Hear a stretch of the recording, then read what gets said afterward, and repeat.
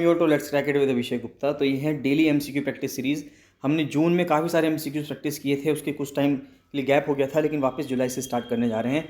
तो लगातार एमसीक्यूज आते रहेंगे। मोस्ट इंपॉर्टेंट 20 एमसीक्यूज हम डेली कवर करेंगे, जिससे कि आपके आने वाले जितने भी एग्जाम्स हैं उत्तराखंड के अंदर, यूपीएससी में या कोई भी एग्जाम की आप तैयारी कर रहे हैं, सभी एग्जाम के लिए बहुत इंपॉर्टेंट एमसीक्यूज होने वाले हैं। गाइस बताना चाहूँगा, अगर आपने let's crack it with Abhishek Gupta का यूट्यूब चैनल सब्सक्राइब नहीं किया है तो उसको जरूर सब्सक्राइब कर लीजिएगा। और let's crack it with Abhishek Gupta का फ्री टेलीग्राम चैनल भी है, सारे अपडेट्स यहीं पे आते हैं, तो इसको जरूर ज्वाइन कर लेना। इसको ज्वाइन करना बहुत ज़्यादा ज़रूरी है, क्योंकि सभी अपडेट्स और जितनी भी चीज़ें आपको बतानी होती हैं सब वो वहीं पे मिलती हैं। लोअर पीसीएस मेंस के लिए और आरओ एडवोकेट जनरल मेंस के लिए फुल प्रिपरेशन बैच चल रहा है। तो जो भी विलिंग कैंडिडेट्स हैं, जो चाहते हैं कि लोअर पीसीएस मेंस की तैयारी करें या आरओ एडवोकेट जनरल मेंस की तैयारी करें, तो वो मुझे 7665804421 पर कॉल या मैसेज कर सकते हैं। चलिए स्टार्ट करते हैं क्वेश्चन से। तो सबसे पहला सवाल आता है कि करेरा वाइल्ड लाइफ सेंचुरी पे। तो करेरा वाइल्ड लाइफ सेंचुरी पूछा जा रहा है कि वो किस राज्य में स्थित है। वो एमपी में है, तमिलनाडु में है, यूपी में है, पंजाब में है। तो इसका आंसर होगा मध्य प्रदेश। तो वो मध्य प्रदेश में लोकेटेड है करेरा वन्य जीव अभ्यारण्य। दूसरा सवाल आता है कि पॉइंट कैलमेर जो बर्ड सेंचुरी है, ये इनमें से किस राज्य में सिचुएटेड है। तो ये केरला में है, कर्नाटका में है, तमिलनाडु में है। तो तमिलनाडु इसका सही जवाब होगा। तो केरला, कर्नाटका, वेस्ट बंगाल इसका आंसर नहीं होगा, इसका जवाब होगा तमिलनाडु। अगला सवाल आता है वर्ल्ड कंजर्वेशन मॉनिटरिंग सेंटर। तो देखिए, एक वर्ल्ड कंजर्वेशन यानी कि विश्व संरक्षण निगरानी केंद्र है, जो कि एक बायोडाइवर्सिटी इंफॉर्मेशन और असेसमेंट आर्म है यूएनईपी की, यानी कि संयुक्त राष्ट्र पर्यावरण कार्यक्रम की एक जैव विविधता सूचना और मूल्यांकन शाखा है। तो ये पूछा जा रहा है कि ये लोकेटेड कहाँ पे है, लोकेट कहाँ पे है। तो ये पेरिस में नहीं है, ना ही जिनेवा में है, ना ही न्यूयॉर्क में है, ये कैम्ब्रिज में है। तो थर्ड का ए आंसर सही होगा, यानी कि कैम्ब्रिज। अगला सवाल आता है कि in the UNFCCC convention at which among the following places the decision to set up a green climate fund was taken. तो ये पूछा जा रहा है कि UNFCCC की जब कन्वेंशन हुई, जब मीटिंग हुई, सम्मेलन हुआ, तो ग्रीन क्लाइमेट फंड को सेटअप करने का जो डिसीजन लिया गया, ये कहाँ पे लिया गया। तो ये आपसे पूछा जा रहा है। तो ये ना तो पेरिस में लिया गया, ना बाली में, ना कानकुन में, ये लिया गया कोपेनहेगन, यानी डेनमार्क की राजधानी कोपेनहेगन में जब सेशन हुआ था UNFCCC का, तो वहाँ पे ग्रीन क्लाइमेट फंड को सेटअप करने का डिसीजन लिया गया था। अगला क्वेश्चन आता है कि नेशनल चंबल घड़ियाल वाइल्ड लाइफ सेंचुरी जो है, जो अपना में एक बहुत बड़ा इको रिजर्व एरिया है कंट्री का, उसको कौन कौन से राज्य मिलकर एडमिनिस्टर करते हैं। तो देखिए, अगर आप देखेंगे तो ये राजस्थान, मध्य प्रदेश और उत्तर प्रदेश का जो ट्राई जंक्शन है, जहाँ पे ये तीनों एरियाज़ मिलते हैं, वहीं पर national Chambal wild life sanctuary है। तो इसका आंसर क्या होगा, डी ऑप्शन इसका सही होगा। उसके बाद सिक्स क्वेश्चन में कुछ आपको क्रॉप्स दी गई हैं, 4 तरह की क्रॉप्स दी गई हैं, और ये पूछा जा रहा है कि इनमें से कौन सी क्रॉप्स को आप ग्रीन मैन्योर के रूप में इस्तेमाल कर सकते हैं, यानी कि हरी खाद के रूप में आप इस्तेमाल कर सकते हैं इनको। तो विंटर वीट है, अल्फा है, क्लोवर है, सोयाबीन है। तो इन चारों को ही इस्तेमाल किया जा सकता है ग्रीन मैन्योर के रूप में।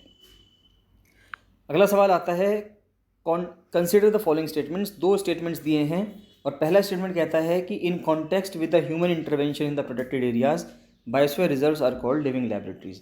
अब देखिए, वो पहला स्टेटमेंट ये कह रहा है कि जो ह्यूमन इंटरवेंशन है, यानी कि इंसानों का जो हस्तक्षेप है बायोस्फीयर रिजर्व्स में, उन प्रोटेक्टेड एरियाज़ में, इस वजह से उसको लिविंग लैबोरेटरीज कहा जाता है। यानी कि संरक्षित क्षेत्रों में मानव हस्तक्षेप के संदर्भ में बायोस्फीयर रिजर्व को जीवित प्रयोगशाला कहा जाता है। एक तो ये स्टेटमेंट है, ये तो बिल्कुल सही स्टेटमेंट है। उसके बाद दूसरा स्टेटमेंट यहाँ पे आता है कि बायोस्फीयर रिजर्व में no activities except research are permitted, कि बायोस्फीयर रिजर्व्स के अंदर अनुसंधान को छोड़कर किसी भी तरह की गतिविधि को अनुमति नहीं है। नहीं, ऐसा नहीं है। टूरिज़्म भी है वहाँ पे, रिसर्च भी है, बहुत सारी तरह की एक्टिविटीज़ वहाँ पे अलाउड होती हैं। तो दूसरा स्टेटमेंट गलत है। पूछा गया है कि कौन सा स्टेटमेंट सही है, तो पहला ही सही है, तो ओनली 1 इसका आंसर होगा।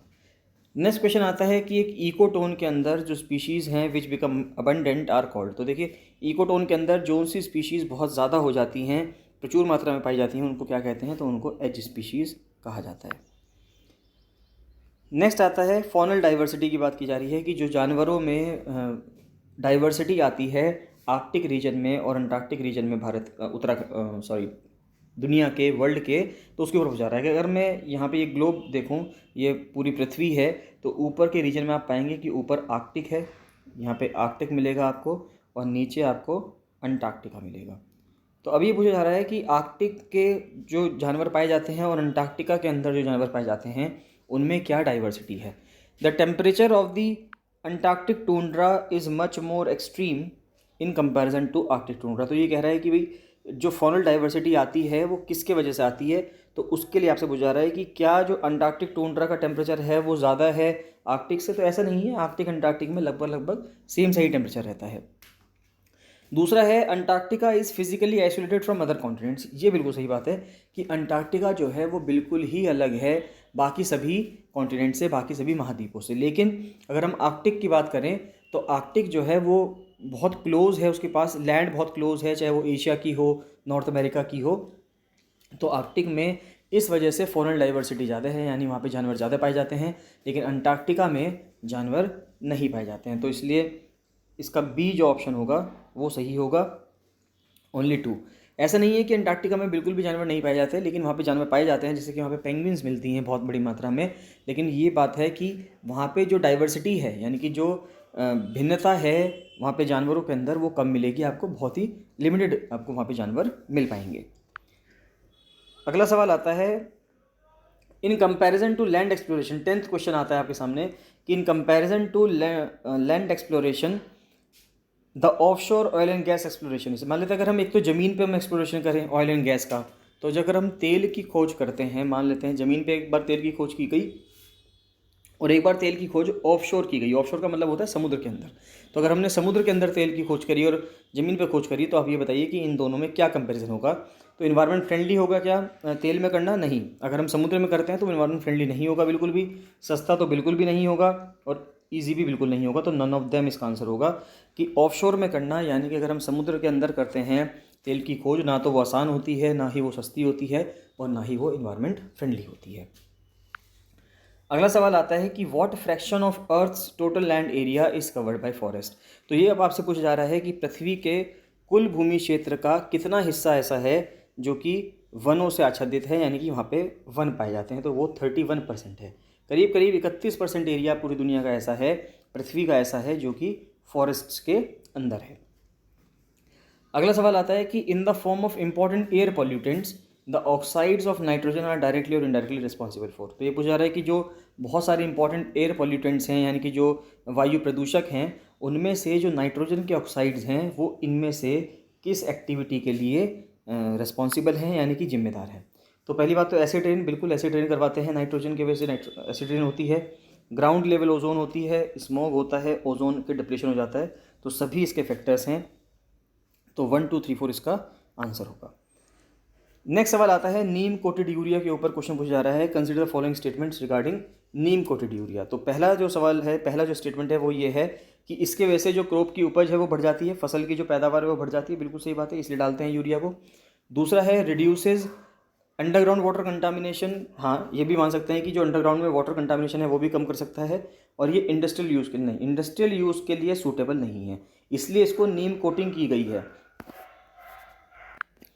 तो पहले ऐसे ही होता था कि जो यूरिया किसानों के लिए आता था उसको इंडस्ट्रीज़ में इस्तेमाल कर लिया जाता था, लेकिन अब सरकार ने इस चीज़ को बचाने के लिए कि जिससे जो यूरिया सब्सिडाइज्ड यूरिया किसानों के लिए आया है उसको इंडस्ट्रीज इस्तेमाल ना कर दें, यूरिया की नीम कोटिंग करी जाने लगी। तो नीम कोटिंग की वजह से अब वो इंडस्ट्रीज़ में इस्तेमाल नहीं हो सकता है, वो सिर्फ किसानों के द्वारा ही इस्तेमाल किया जा सकता है। तो क्या वो इंडस्ट्रियल यूज़ के लिए सूटेबल होगा नीम कोटेड यूरिया? बिल्कुल नहीं होगा। तो इसका पहला और दूसरा ही सही होगा, यानी कि सी ऑप्शन इसका सही होगा, ओनली 1 and 2। नेक्स्ट आता है वाइल्ड लाइफ प्रोटेक्शन एक्ट के ऊपर क्वेश्चन पूछा जा रहा है, 14th क्वेश्चन जो है। तो क्वेश्चन कह रहा है कि वाइल्ड लाइफ प्रोटेक्शन एक्ट जो है 1972 का, उसने प्रोवाइड किया punishment for the illegal hunting and trade off the wild life. अगर कोई मान लेते हैं इलीगल हंटिंग करता है, यानी कि गैर संवैधानिक, यानी कि जो इलीगल है, अवैध शिकार करता है और ट्रेड करता है, यानी कि व्यापार करता है, तो उसके लिए दंड बिल्कुल दिया गया है इसमें। तो a tiger which has turned into a man eater can be hunted only if approval comes from. अब इंपॉर्टेंट सवाल यहाँ पे ये पूछा जा रहा है कि मान लेते हैं अगर एक टाइगर है किसी नेशनल पार्क के अंदर और वो मैन ईटर बन गया। मैन ईटर का मतलब ये है कि उसने कई आदमखोर बन गया है, यानी कई सारे लोगों को उसने मार दिया है। तो अब अगर उसका शिकार करना हो तो उसकी परमिशन कौन देगा? वैसे तो वाइल्ड लाइफ प्रोटेक्शन एक्ट के हिसाब से तो उसको टाइगर को मारना अवैध है, लेकिन अगर कोई टाइगर इंसानों को मारने लगा है तो इंसानों को बचाने के लिए उस टाइगर को अगर मारना पड़े तो वो जो परमिशन देगा वो कौन देगा, ये पूछा जा रहा है। तो ये क्या कंसर्न नेशनल पार्क की सेंचुरी की अथॉरिटी देगी? ऐसा नहीं है, चीफ मिनिस्टर नहीं देंगे, इन्वायरमेंट मिनिस्टर नहीं देंगे, चीफ वाइल्ड लाइफ वार्डन देंगे उस स्टेट के। तो उस कंसर्न स्टेट के जो चीफ वाइल्ड लाइफ वार्डन हैं वो ये परमिशन देंगे कि उस टाइगर को मारा जाना चाहिए या नहीं। नेक्स्ट आता है कि which of the following can be called ecosystem services. तो इनमें से किन सर्विसेज को इकोसिस्टम सर्विसेज यानी कि पारिस्थितिकी तंत्र की सेवाएं कहा जा सकता है, तो ये सवाल आपसे पूछा जा रहा है।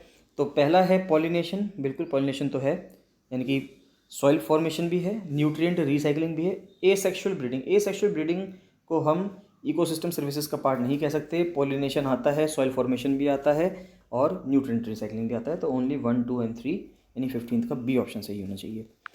नेक्स्ट आएगा, which of the following is the best suited definition for the net primary production in an ecosystem. तो इन्वायरमेंट से रिलेटेड ही सवाल आ रहे हैं ज़्यादातर सभी हैं।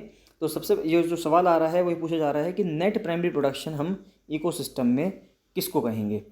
तो net photosynthetic accumulation of carbon by plants, तो नेट प्राइमरी प्रोडक्शन क्या होगा एक इकोसिस्टम के अंदर, ये आपसे पूछा जा रहा है। तो क्या जो नेट फोटोसिंथेटिक एक्यूमुलेशन होगा कार्बन का प्लांट्स के द्वारा वो होगा क्या, या जो नेट इंक्रीज होगा प्राइमरी कंज्यूमर के द्वारा एट ईच ट्रॉफिक लेवल, ऐसा तो कुछ नहीं है, ये तो कहीं भी पढ़ा नहीं है। Net decrease in number of primary producers, ना ऐसा भी कुछ नहीं है। Net conversion of inorganic carbon to organic compounds, ऐसा भी कुछ नहीं है। तो यही इसका सही जवाब होगा कि पौधों द्वारा कार्बन का शुद्ध प्रकाश संश्लेषण द्वारा जो संचय होता है, जो संचय होगा यानी कि जो इकट्ठा होगा, एक्यूमुलेशन होगा, उसी को नेट प्राइमरी प्रोडक्शन कहा जाएगा।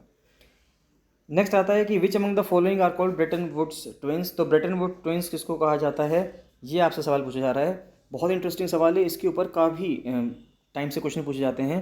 तो ये जिस टाइम पे सेकेंड वर्ल्ड वॉर ख़त्म हुआ था उसके बाद ये बनाए गए थे। तो ये बनाए गए थे IBRD, जो कि वर्ल्ड बैंक जिसको कहा जाता है, या IMF। तो IMF जो है इंटरनेशनल मॉनेटरी फंड यानी कि अंतर्राष्ट्रीय मुद्रा कोष, और जो विश्व बैंक है उसके अंदर का जो एक पार्ट है IBRD, ये दोनों चीज़ें को ब्रेटन वुड्स ट्विंस कहा जाता है। नेक्स्ट क्वेश्चन आता है कि which among the following maintains real time gross settlement. तो जो RTGS हम करते हैं, रियल टाइम ग्रॉस सेटलमेंट जो करते हैं, बड़ा अगर किसी को अमाउंट पे पैसे भेजने होते हैं या पेमेंट करनी होती है, तो वहाँ पे जो RTGS किया जाता है, रियल टाइम ग्रॉस सेटलमेंट किया जाता है, तो ये कौन मेंटेन करता है। स्टेट बैंक ऑफ इंडिया करता है क्या, नहीं, स्टेट बैंक ऑफ इंडिया नहीं करता, वर्ल्ड बैंक नहीं करता, ADB नहीं करता, भारत का रिजर्व बैंक करता है। तो RBI इसका सही जवाब होगा। नेक्स्ट क्वेश्चन आता है 19th क्वेश्चन अगर हम देखें तो विच among the following measure of controlling inflation can be taken up by reserve bank of India and not by government of India. तो ये पूछ रहा है कि कौन सा मेजर इसमें से इन्फ्लेशन को कंट्रोल करने के लिए RBI के द्वारा उठाया जाएगा, ना कि गवर्नमेंट ऑफ इंडिया के द्वारा। यानी कि ये पूछा जा रहा है आपसे सीधे सीधे से कि इन चारों में से RBI ऐसा क्या काम करेगा जिससे कि इन्फ्लेशन को कंट्रोल किया जा सके। तो पहला आता है कि introducing a progressive tax system. देखिए, टैक्स इंट्रोड्यूस करना या हटाना ये RBI के हाथ में नहीं है, ये सरकार के हाथ में है, तो पहला तो नहीं हो सकता। दूसरा है कंट्रोल ओवर पब्लिक एक्सपेंडिचर। अब देखिए, सरकार क्या खर्चा करती है, पब्लिकली क्या खर्चा कर रही है, पब्लिक एक्सपेंडिचर, वो सरकार के ऊपर डिपेंड करता है। RBI सरकार को नहीं बता सकता कि आप इस चीज़ पर खर्चा करें, आप ये स्कीम लाएँ या ना लाएँ, तो ये भी नहीं होगा इसका आंसर। नेक्स्ट है राशनिंग ऑफ क्रेडिट। हाँ, ये हो सकता है कि क्रेडिट जो देना है यानी कि लोन किसको देना है उसके ऊपर RBI जो है कुछ फैसले ले सकता है। और चौथा है improving profits of public sector, ये भी RBI के हाथ में नहीं है। तो C ऑप्शन इसका सही होगा, राशनिंग ऑफ क्रेडिट, यानी कि क्रेडिट को यानी कि उधार कितनों को देना है नहीं देना है, ये फैसला बैंक्स के पास होता है और बैंक्स को जो गाइडलाइंस मिलती हैं वो RBI के द्वारा मिलती है। तो 19th का C ऑप्शन बिल्कुल सही होगा। और 20वां सवाल है कि progressive taxation is most closely associated to the base which the tax proposals are generally developed. अब वो पूछ रहा है कि जो प्रोग्रेसिव टैक्सेशन है यानी कि प्रगतिशील कराधान है, ये ज़्यादातर क्लोजली एसोसिएट रहता है बेस के साथ which the tax proposals are generally developed. तो अब इसके लिए पूछ रहा है कि कौन सा ऑप्शन सही होगा। तो एक्सपीडियंसी थ्योरी है, कॉस्ट ऑफ सर्विस अप्रोच है, एबिलिटी टू पे अप्रोच है और कंसंट्रेशन अप्रोच है।